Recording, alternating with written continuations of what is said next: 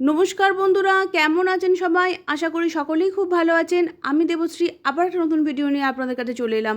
যেদিনের ভিডিওটা শেয়ার করছি আপনাদের সাথে, সেদিন ছিল কৌশিক অমাবস্যার আগের দিন, মানে বৃহস্পতিবার।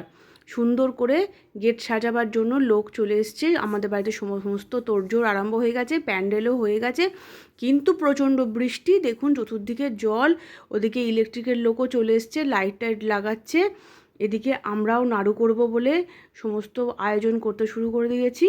দেখুন সুন্দর করে ঠাকুরঘরটাও পরিষ্কার করতে হবে, অনেক কাজ রয়েছে, তাড়াতাড়ি করে সব করতে হবে। গেটটা কিন্তু খুব সুন্দর করেছে, বলুন, বেশ ভালো লাগছে গেটটা। কিন্তু বৃষ্টিটা তো হচ্ছে, মনটা ওই জন্য একটু খারাপ। এই দেখুন এরা নারকোল করতে শুরু করে দিয়েছে অলরেডি। আমি একটুখানি স্নানটা করে নেব রাত্রির হলেও, কেননা ঠাকুরের যেহেতু নাড়ু করব, ওই জন্য একটু হাত পা পরিষ্কার টরিষ্কার করে চলে আসি। ওরা, আমার একটা বোন আর দাদা দুজনে মিলে নারকোলটা করে দিচ্ছে। নারকোলটা কোড়া হলে আমি আর সুস্মিতা দুজনে মিলে নাড়ুটা বানাবো।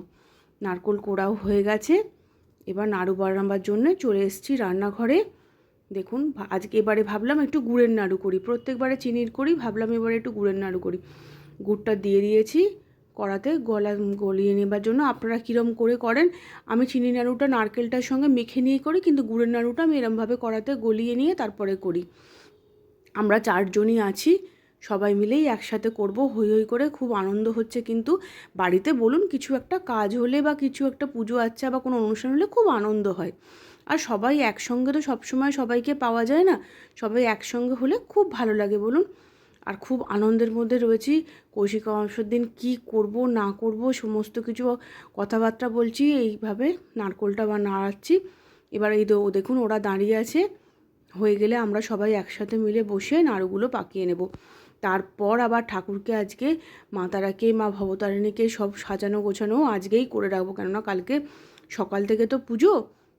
এই দেখুন নাড়ুগুলো বানিয়ে নিয়েছি। দেখুন ওই এগুলো বড় বড় নাড়ুগুলো আমি বানিয়েছি, ভালো হয়েছে। সবাই মিলেই বানাচ্ছি, সবাই খুব সুন্দর করেই নাড়ু বানাচ্ছি। নাড়ুটা বানানো হয়ে গেলে আমরা আবার চলে যাব ঠাকুর ঘরে। এই ঘরটার মধ্যেই সমস্ত কিছু ঠাকুরের জিনিসপত্র সব জোগাড় করা রয়েছে। চলে এসেছি দেখুন ঠাকুর ঘরে। মা ভবতারিণীকে এবার শাড়িটা পরিয়ে নেব সুন্দর করে। এই দেখুন বলছি যে এই তোরা সব এত হ্যালোজেনের লাইটটা দিয়েছে না, বড্ড চোখে লাগছে, ওই জন্য বলছি তো একটু লাইটটা অফ কর, কষ্ট হচ্ছে। দেখুন এবার শাড়িটারি পরিয়ে মা তারামাকেও শাড়িটারি খুলিয়ে নিয়েছি ভালো করে, নতুন শাড়ি সব পরিয়ে। এবারে মায়ের জন্য একটা টায়রা আর একটা হচ্ছে টিকলি আর নথ, সোনার না রূপোর ওপরে সোনার জল করা বানিয়েছি না মায়ের পুজোর। এবার নতুন করে পরাবো ওগুলো। এবারে এই সমস্ত আগের বছরের পুরনো জিনিসগুলো খুলে দেবো, দিয়ে নতুন করে ওই গয়নাগুলো পরাবো। এবারে মা তারাকেও শাড়িটা পরিয়ে নিয়েছি। আমি আর সুস্মিতা দুজনে মিলে করছিলাম, আর সুগুলা যে বোন নাড়ু করছিল ও আমাদের হাতে হাতে একটু সাহায্য করছিল। কেন আমি অনেক সময় হয়তো একাই পড়াই, কিন্তু কালকে যেহেতু পুজো, খুব সুন্দর করে মাকে সাজাতে হবে, তো সবটা একার দ্বারা সম্ভব নয়। সবাই মিলে একসঙ্গে করলে খুব ভালো লাগে, বলুন। আমার ভিডিও যদি আপনাদের ভালো লাগে, যদি আমার পুজো ঠাকুরঘর সমস্ত কিছু আপনাদের ভালো লাগে, তাহলে একটা লাইক, শেয়ার এবং কমেন্ট করে দেবেন। নতুন বন্ধুরা প্লিজ চ্যানেলটাকে সাবস্ক্রাইব করে দেবেন। দেখুন মাকে কীরকম সাজানো হয়েছে, সমস্ত কিছু করে নিয়েছি। আবার একটা নতুন ভিডিওতে, বড় ভিডিও, কৌশিকী অমাবস্যার ভিডিও নিয়ে, সমস্ত পুজোর ভিডিও নিয়ে আপনাদের কাছে আবার আসবো। দেখুন কীরকম লাগছে সমস্ত। ওদিকে আবার গোপুসোনা তো রাত্রির হয়ে গেছে, যেহেতু ও ঘুমিয়ে পড়েছে। সমস্ত আমি করে নিয়েছি। দেখুন সাজিয়ে গুছিয়ে সুন্দর করে, ভালো করে সুন্দর করে সাজিয়ে মাকে কীরকম লাগছে বলুন তো? বেশ সুন্দর লাগছে, বলুন। চলুন এই পর্যন্তই, আবার আসছি একটা নতুন ভিডিও।